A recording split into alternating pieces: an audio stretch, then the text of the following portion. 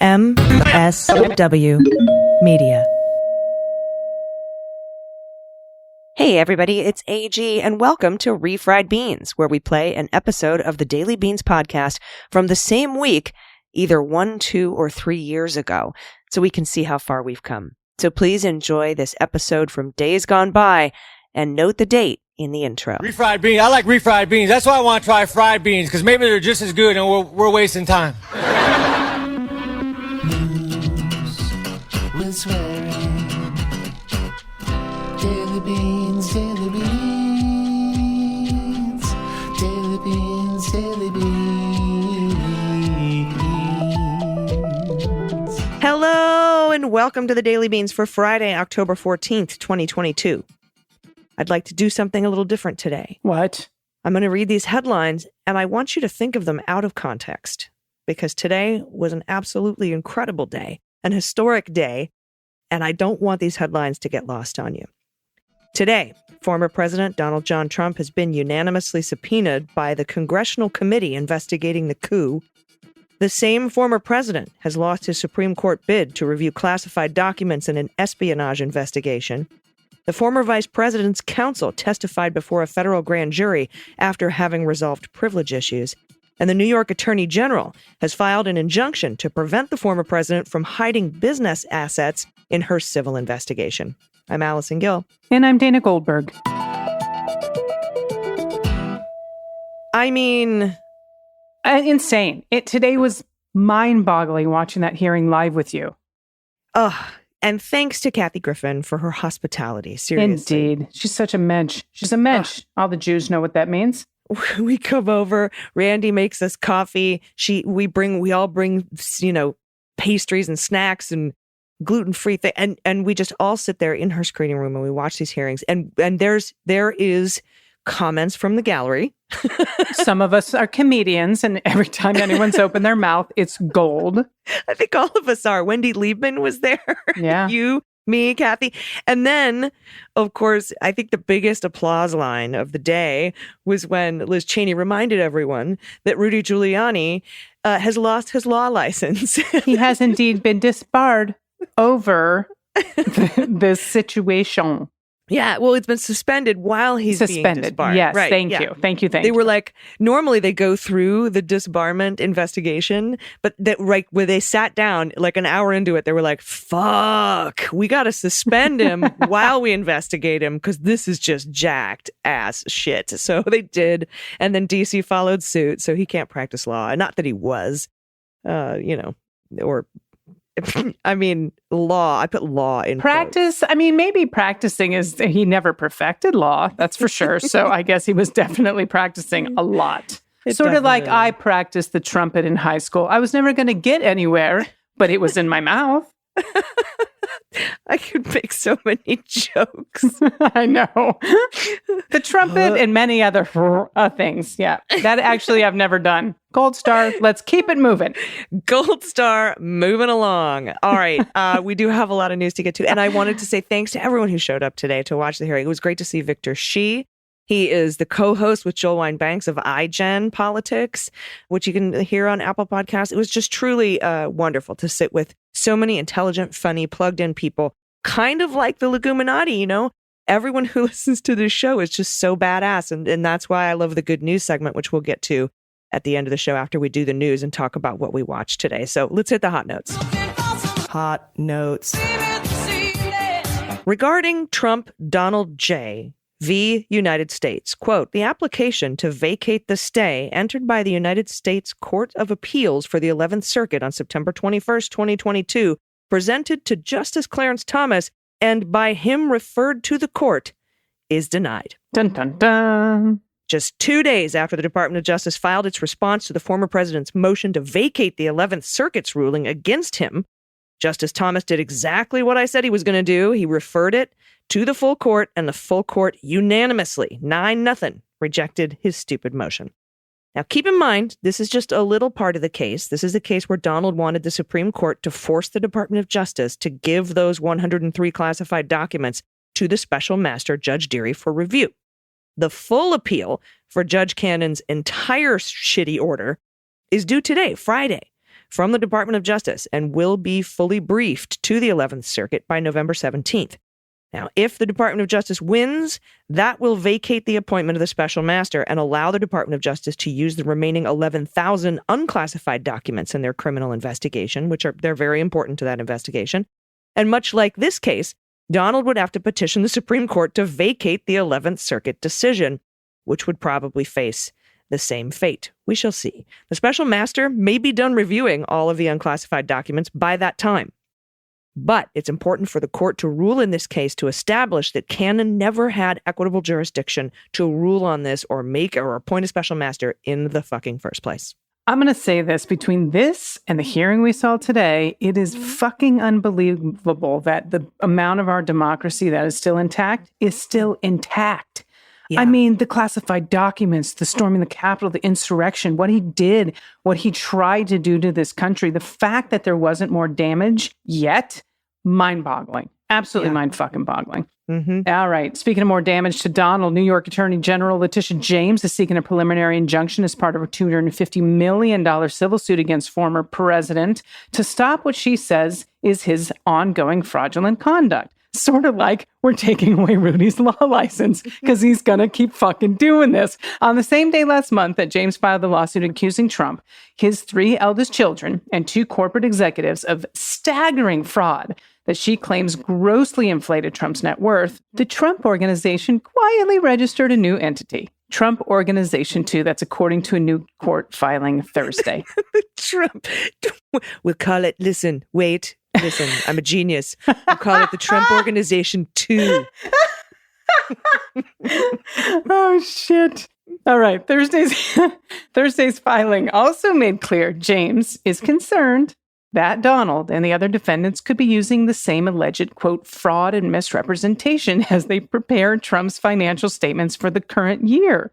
For example, the filing claims that Trump's current valuation of his Mar-a-Lago estate still does not account for restrictions on the use of the property, and that Trump continues to treat $93 million held in a partnership with Vornado Realty Trust as his own money. The guy's a fucking crook. Yeah, so she's like, dude, he's just going to be moving everything over to Trump Organization 2, genius name, and he's going to try to hide these assets. And he likes to hide and he's currently doing it. Like you said, Dana, he likes to call his assets cash because that hides their true value. Because when you put it in cash, it's just all lumped together. It's not itemized out. So I'm going to join the Eyewitness Protection Program. My name is going to be Dana Goldstein. No one's ever going to find me. No. I think Dana Goldberg 2 would be better. Dana Goldberg 2. Dana Goldberg 2.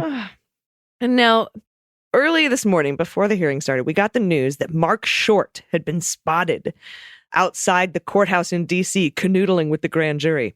I tweeted immediately that it must mean that Judge Beryl Howell, who is the D.C. chief judge in charge of grand juries, she must have resolved the privilege claims from his first testimony and compelled him to return to answer the rest of the questions. A few hours later, CNN reported, quote, 2 former Trump administration officials were seen Thursday at the D.C. federal courthouse where the grand jury meets to, investigating the January 6th Capitol attack. Mark Short, former chief of staff to Vice President Pence, was compelled to testify to the January 6th grand jury on Thursday, according to a person familiar. It was his second time testifying. Short originally declined to answer some of the questions because former President Trump claimed executive privilege. Short previously testified this summer in front of that grand jury. His appearance at the court also comes as DOJ and attorneys for Trump are engaged in a secret court battle to stop a federal grand jury from getting information from former Trump administration officials. Trump's fighting this. Remember the meeting with the Trump lawyers at the Department of Justice? They're having this battle. There's a bunch of stuff filed under seal on the D.C. docket. They're trying to fight out this privilege claim. Now, Trump advisor and former national security aide Kash Patel was also seen walking into an area where the grand jury meets. Patel did not answer questions. A spokeswoman for Patel told CNN she was not aware Patel was at the courthouse. Okay, whatever. But yeah, that's exactly what happened, Dana. His first time, Mark Short testified. Donald Trump was asserting privilege. Mm-hmm. And, Mark Short was like, I want to testify, but I really would feel better if I had a court order compelling me to testify. And they went and got one. And boy, that did not take long. It did not at all. Now, AG, let's break this shit down. I want to talk about the hearing. First of all, I want to talk about that video of Nancy Pelosi. All of the fucking misogyny, the ageism. That woman did more to save our democracy that day than the president of the fucking United States of America. And I'm going to curse because I'm so pissed that people go after her. She was calm. She was in charge. She called the police, which is one thing Donald said that she did not do. It is on video that she called law enforcement. It was also a very emotional thing to watch as this was going down. It was footage we hadn't seen before. And Pelosi and several members of Congress, including some of the squad, are in this office. Schumer's there, Pelosi's there, and they're all talking about, holy shit, are we going to be able to reconvene? Yeah, and there's Republicans there. There are. And like you said, when she called the cops, she actually called the fucking Attorney General. She was on the phone with Bill Barr saying, do your job as the top law enforcement official in the United States for the Department of Justice and, tell Trump to tell everyone to leave the Capitol. And that's really interesting because on January 15th, back in 2021, just, a little over a week after the whole thing went down, the Office of the Inspector General for the Department of Justice, Michael Horowitz, launched an investigation into the Department of Justice as to why they didn't, or, what steps did they and did they not take as law enforcement, to combat what was happening on January 6th. There were 2 investigations launched within a 1.5 week period. And it was that one. And it was the one, about Jeffrey Clark and all that shit. Yeah. And, they said, we will make criminal referrals if that is necessary. So I feel like the Jeffrey Clark one is done, but perhaps, this other one is done as well. And I don't know if they've talked to Bill Barr about this, but that is the DOJ's responsibility to respond to that shit.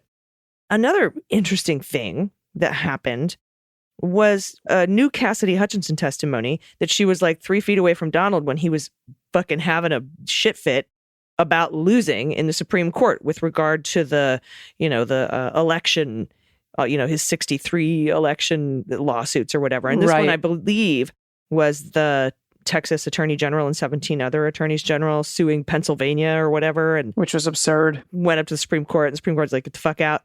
And he was super pissed about that. And that's kind of also why it's funny that the Supreme Court also ruled against him 9-0 in the espionage case today. But so he's mad. And he said, what happened? Don't tell everyone we lost. People should know. I don't want people to know we lost. And he's screaming at Mark Meadows. And Cassidy Hutchinson standing behind him. And he says, we should have made more calls.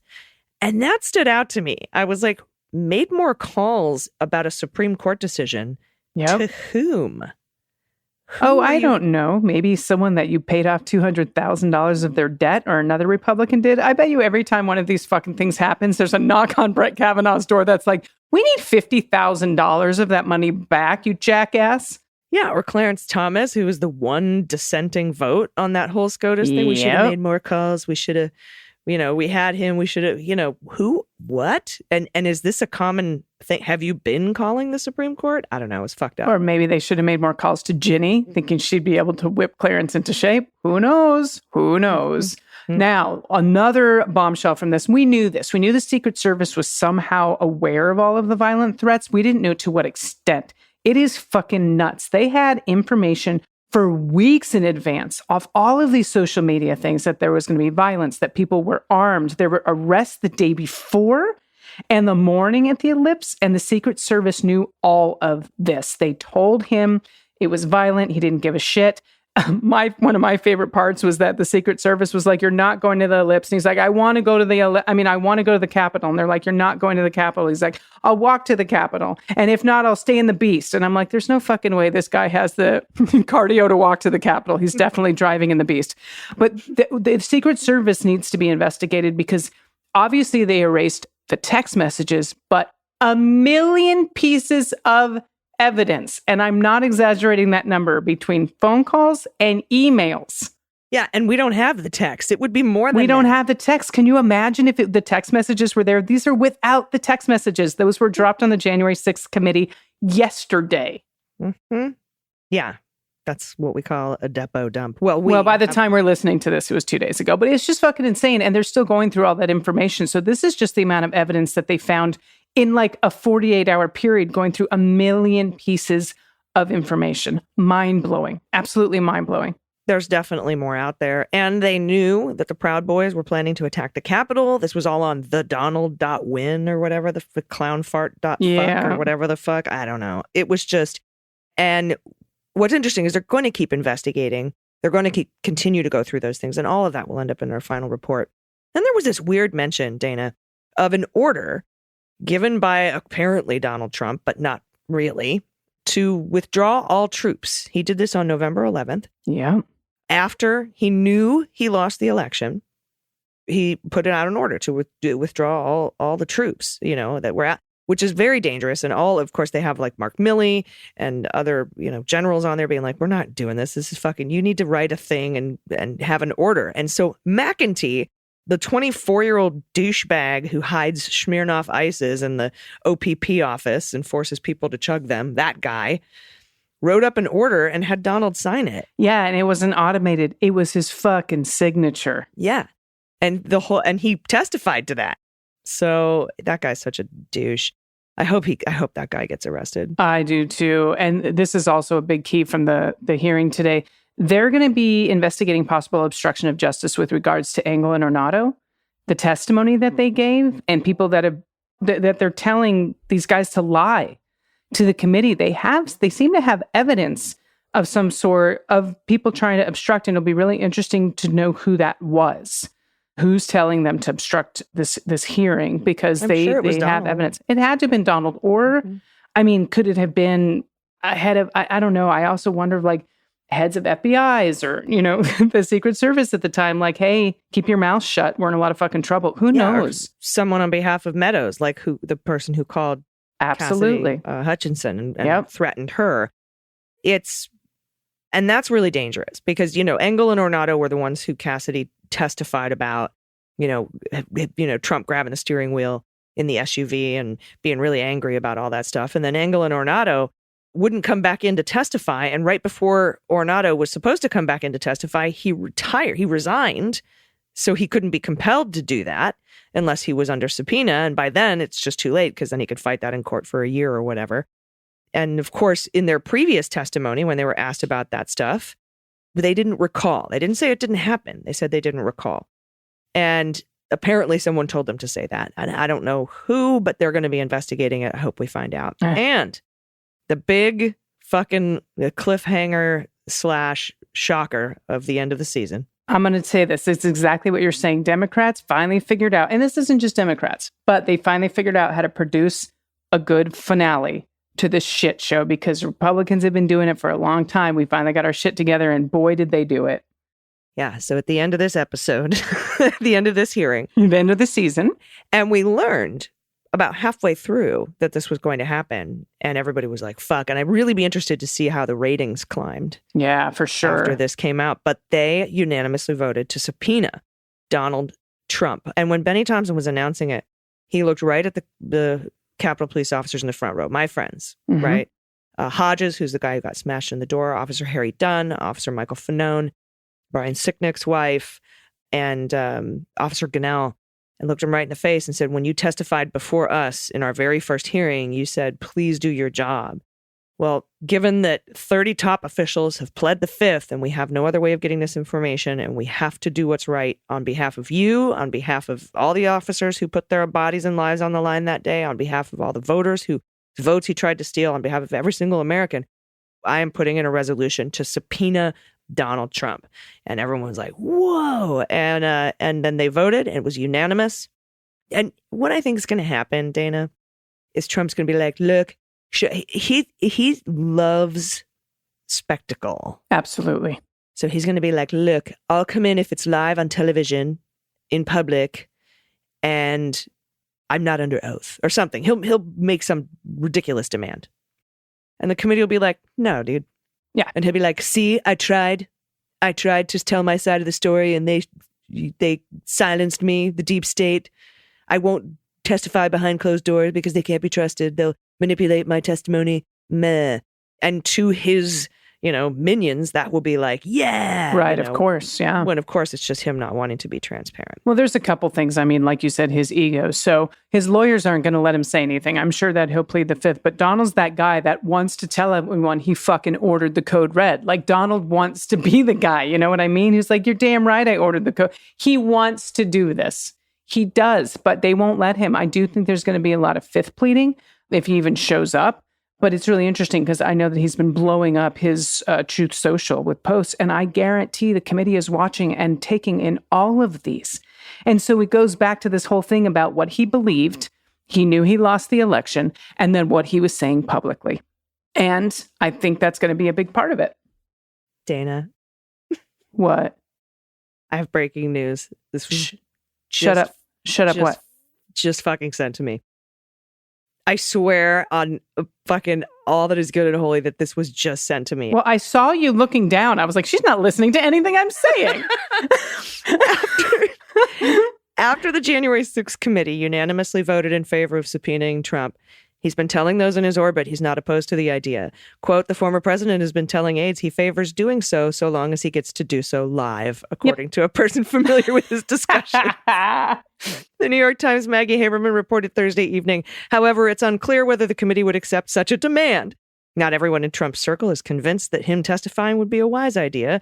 He should not, a Trump advisor who speaks regularly with the former president told the Daily Beast on Thursday night. A Trump spokesperson didn't immediately return the Daily Beast request for comment. There you have it. His lawyers are going to be like, fuck no. He pops off so fast, they're not going to be able to shut him up fast enough to say something that's not going to incriminate himself live on national television. That has got to be a world fucking record on me that was putting impressive. Beans out there and the beans coming true. Like, seriously, I swear to fucking God. It's right here today. Right now, it's, yeah. Good girl. Yeah, thank you. Yeah, you're not good at your job for nothing. All right. Well, as if we needed more good news today, we'll be right back with some. Stick around. After these messages, we'll be right back. Everybody, welcome back. It's time for the good news. Who likes good news, everyone? Then good news, everyone.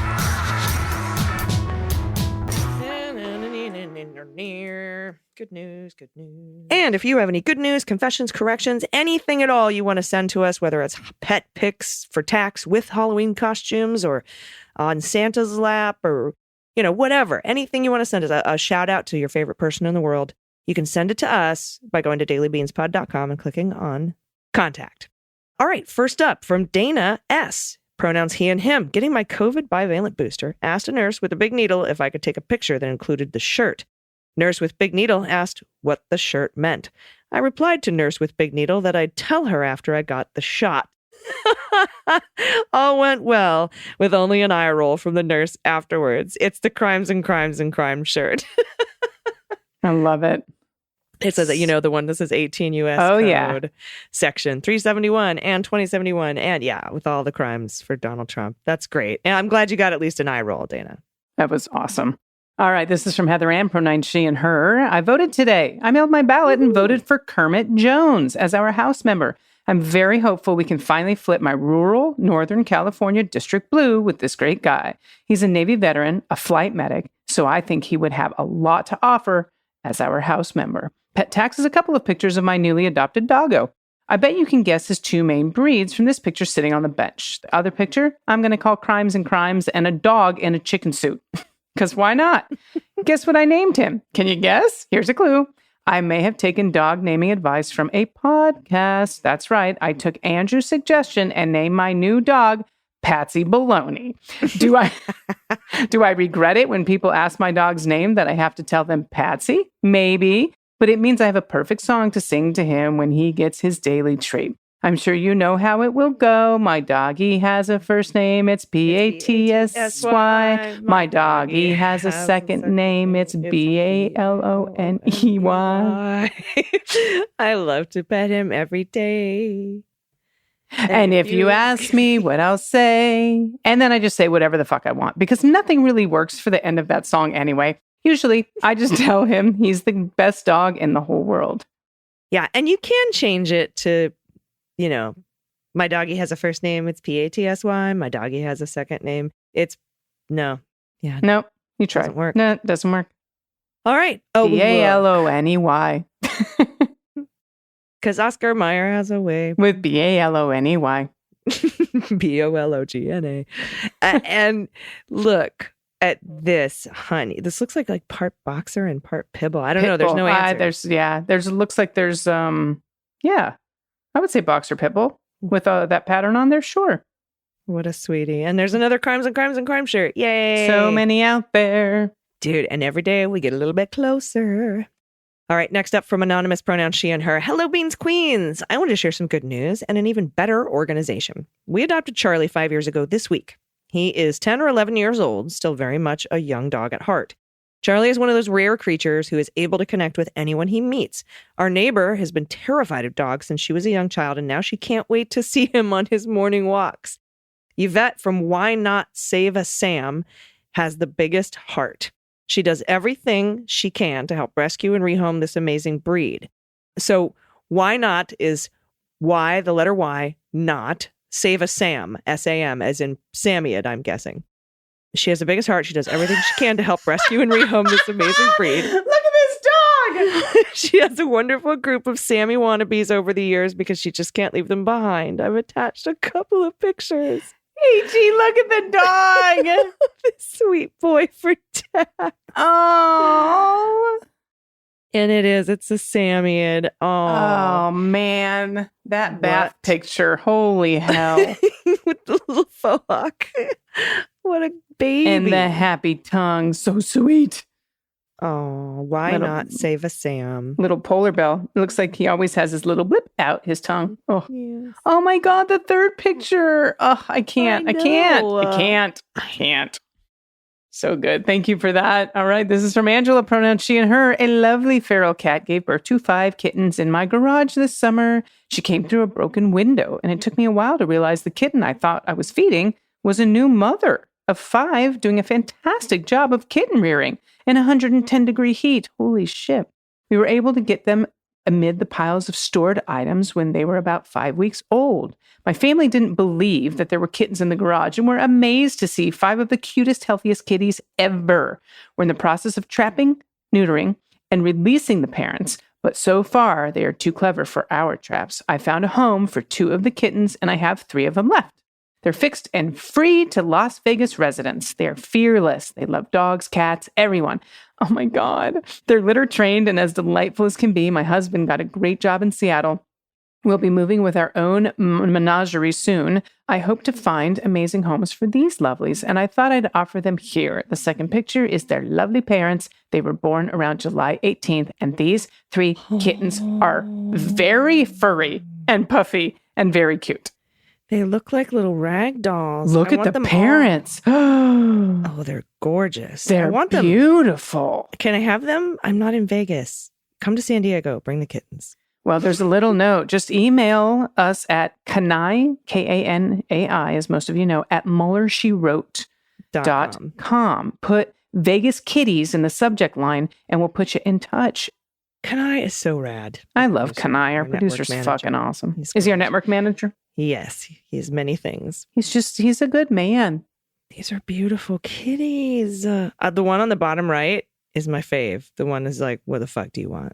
Look at these parents, though. Look how gorgeous. They're like, yeah, we're fucking. Yeah, we're making kitties in your garage. What? What? Yeah, we're going to do it again, too. Try and fucking trap us. There's kitties all over this city. We're trapping kitties all over the cities. Oh, my God. They're so cute. Next up, from Proud Mother from Texas, pronouns she and her. Greetings. I have a good news, bad news story to share. My mother was raised to be a bigot. Oof. Fortunately, she's really bad at it because she didn't pass that along to her children. Nice. I guess societal pressure caused her to generally keep her thoughts to herself. Unfortunately, the MAGA movement has now given her permission to speak these things out loud.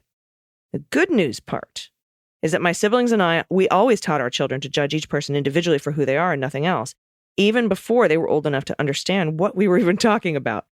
And both my children have come out to me as transgender. All those years of teaching respect and tolerance for each individual allowed my children's coming out to be just a little bit easier. Both have transitioned and aren't afraid to be themselves, even in Texas. I love that. My bigoted Trump-loving mother now has 6 non-bigoted Democratic voting grandchildren. Sometimes change comes too slowly, but it does happen. Oh, man. Thank you both for all you do to make this world just a little bit better for all of us. Oh, Well, thank you, proud mother. it's amazing. Amazing story. Indeed. Well done. All right, this is from Andrea, pronouns she and her. Hello, Beanie Babes. Been loving you for years. I don't know how you do everything you do, but I'm so grateful that you do it. Got some swears and Halloween pics to share. I often see people write TFG to refer to the Orange Menace, number 45. I admit it took me an embarrassingly long time to realize it meant the former guy and not that fucking guy. I think it should be both, by the way. It now makes more sense given the folks I've seen use it, but I like my misread version better. I do too, Andrea. Yeah.